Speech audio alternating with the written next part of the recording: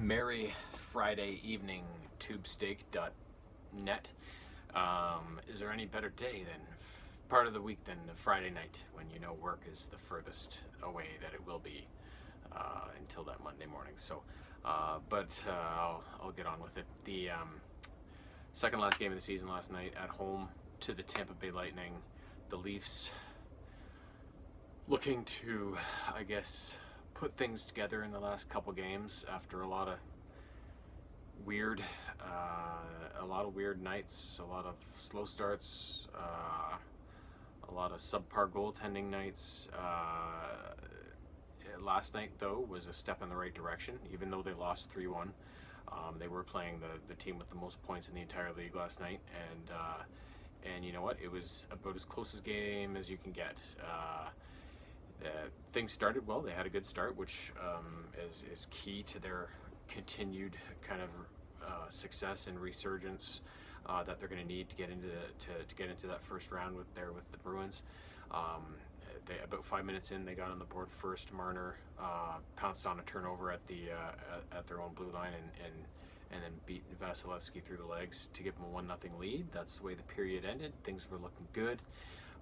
Second period, about 5 minutes in again, the Leafs were on the power play, and Stamkos blew the zone on them unexpectedly. Nobody saw that coming, anticipating that one of his own guys would get the puck, and then he hit him with a lead pass and went in on a breakaway. Freddie got most of it, but it just kind of trickled through under his glove, and the game was tied up, and then it stayed that way. It stayed 1-1 until about 15 minutes into the third, and things got away from the Leafs in their own zone, and a passing play that Fred had no chance on, and even if maybe the shot had been a full shot, he might have gotten it, but it kind of was this weird flutter knuckleball that went right into the top corner, and it was just a really weird shot, but perfectly placed, and so Tampa took that 2-1 lead and iced it with an empty net goal in the last minute or so. But when you looked at the game overall, the stats were so close in every category. It was just the teams are very similar in their makeup, and they match up very well against them, and it was as close as you can get, and the bounces just didn't go their way, but it was again another step in the right direction, another good start, which is key, another good goaltending performance from Freddie, which is going to be key, and the only thing that's kind of still up in the air right now that's giving them troubles is their lineup issues. Last night they got Gardner back after many weeks off, and we all know the defensive blunders he can make, but we all know how good he is at other aspects of the game, and but needless to say, he's been out for a number of weeks. It's going to take him a while to get his timing back and get back into the game shape and the flow of the game. So they had to deal with that with a fresh D-man off injury getting back in, and then on top of that, both Muzzin and Kadri didn't play last night because I guess Muzzin's got food poisoning, and I'm not sure, they never really said what was wrong with Kadri, and they're not going to be playing on Saturday night in the last game of the year against Montreal either. So they had those lineup issues going on. Excuse me. Oh, tired again.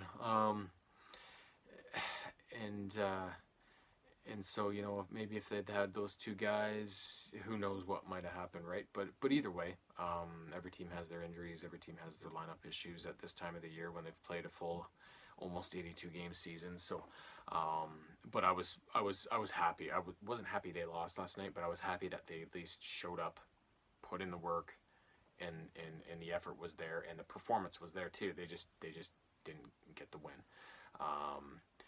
Now, another interesting development was that the Leafs made their last call-up of the year that they can possibly make to bring up Hutchison from the Marlies as their backup goaltender. So I think they've finally lost confidence in Sparks, which I can't blame them. He has struggled even in the first half of the year when he had a really good record. You looked at his wins and they were like 7-5 wins or 5-4 wins. He let in a lot of goals. So I think this is probably a really good move. Here's hoping Fred doesn't get hurt or shit the bed in the playoffs. But if something does happen, and you know, is Sparks the guy to go into a series against Boston as your guy if Fred goes down, right? So I think having that insurance policy with Hutchison is going to be huge if something does go wrong. Fingers crossed it doesn't, but if it does, they've got a little more in the tank there for the goaltending situation. So yeah, so that was the game. Hopefully they can finish the year with a win against Montreal tomorrow night. Like I mentioned, Muzzin and Kadri aren't going to be playing tomorrow night, so they're going to have those two guys out, and but Fred will be playing, so they'll have at least their starter in net, and I'd really like them to win this game because Carolina locked up their playoff spot last night. So basically it comes down to the last spot, which Montreal and Columbus are still battling it out for. So it would be fantastic if the Leafs could win tomorrow night and dash Montreal's hopes for getting into the playoffs, and eliminate them, before the playoffs even start.